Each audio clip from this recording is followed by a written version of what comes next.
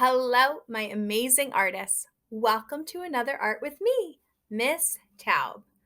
This week, before you do your art making, I want you to make sure that you have submitted photos for all of the other assignments still in Google Classroom. This project that we're doing this week is actually the first project of the third trimester. And what that means is that, well, not only is summertime just around the corner, but with the end of the last trimester coming up so fast, you gotta make sure that you sent me a picture of your artwork. Thank you so much to all the family members and siblings and cousins and caretakers who are helping our young students to submit their artwork. I really do appreciate it. Keep in mind, though, that you must send a photo to get credit on your art assignment. So make sure that you have sent in photos for all of those old assignments before you start this week's project, which, not gonna lie, I'm actually super excited about this week's project because this week we're still talking about color families, and I wanted to show you something special about two color families. And those two color families are the warm color. Remember, the warm colors remind us of heat, lava, sunshine, fire. And the cool colors remind us of ice or water or the leaves or mountain. I did want to share two artists who use warm and cool colors in their artwork. This landscape painter named Erin Hansen loves to use the color orange. And because she loves using the color orange, a lot of her landscapes are done with other warm colors. You see pinks and reds and yellows in here too. She paints landscapes of the desert, but she also does landscapes of forests too. But she still uses the color orange. I think right here you can even see that there's a plant, but it's still done with warm colors. She does some really amazing paintings with the color orange. Let's take a look at a printmaker. One of my absolute favorite works of art ever is this. It's called The Great Wave, and it's by an artist named Katsushika Hokusai. He is a printmaker, which means he actually takes a block of wood, carves into it, and creates a stamp to make his prints. And he loves using the cool colors. And he uses lots of different values of the color blue. A value of a color is the lightness and the darkness of that color. So if you take a look at this print, how many different blues can you see?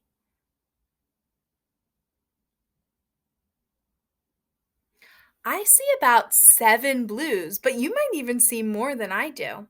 This is one of my favorite prints because it reminds me of the ocean and I grew up going to the beach. So that's why you probably have seen it in the hallway at school. All right, friends, let's talk about the warm and cool colors.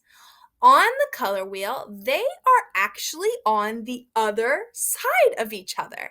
Does anyone remember what it's called when you have two things that are completely different from each other on different sides? I'll give you a hint. It's this word.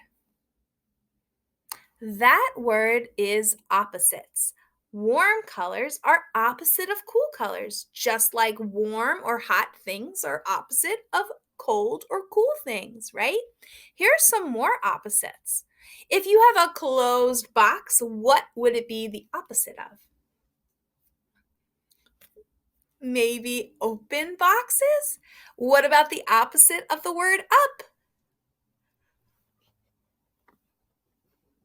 Maybe down, right? What about the opposite of this speedy, fast bus? A slow snail. Well, for this week, we're going to be using our opposite color families, warm and cool, to create a hot dog. Woof. And his opposite, the cool cat. So we'll be using warm colors to make our hot dog and cool colors to make our kitty cats. Are you guys ready? Let's get started. For this assignment, you will want to have one plain sheet of paper, a pencil, eraser, something to trace your lines with like a marker, and whatever you want to use to color. I'm going to use crayons and probably a little magic marker too. First thing I do is I fold my paper over and match the corners before I create a crease, and then I fold it one more time. So I should have 4 sections of my paper, and you will see why in a minute. The next thing you're going to do is using whatever kind of line you want. I chose a zigzag. I'm going to draw a line right down the middle and write cool cat and hot dog so that I know where I am putting each of my animals. Then I'm going to use my finger like a measuring tool, and I'm going to put a tiny dot right above my finger to create the upside down triangle for my dog's nose. Using 2 big curved smile lines, I can create his cheeks, and a rainbow line on top will start the shape of my dog's face. Then I can connect those lines and add another curve for a tongue. Now it's time for the eyes. Because you're the artist, you can draw your eyes however you want, but I find that dogs have very expressive faces, so I always like to add eyebrows too.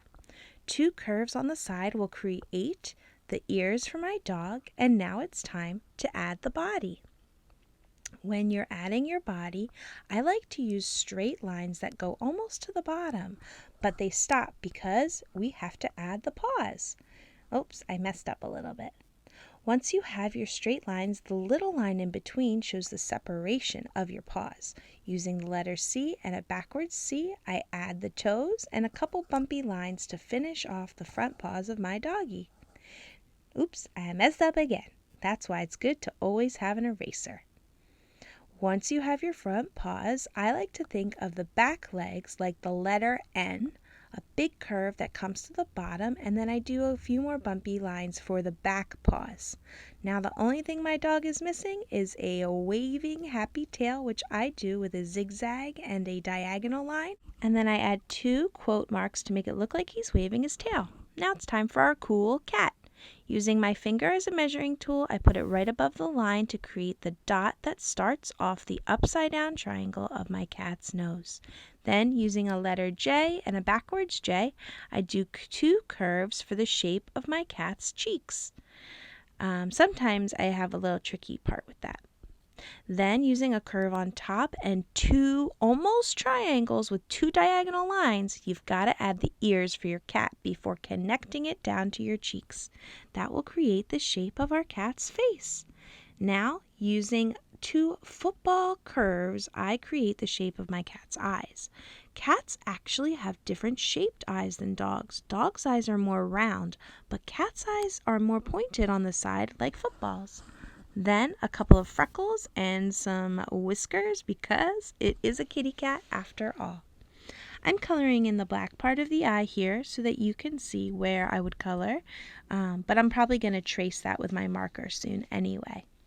Now it's time to add the body of my cat, which actually is just like the dog.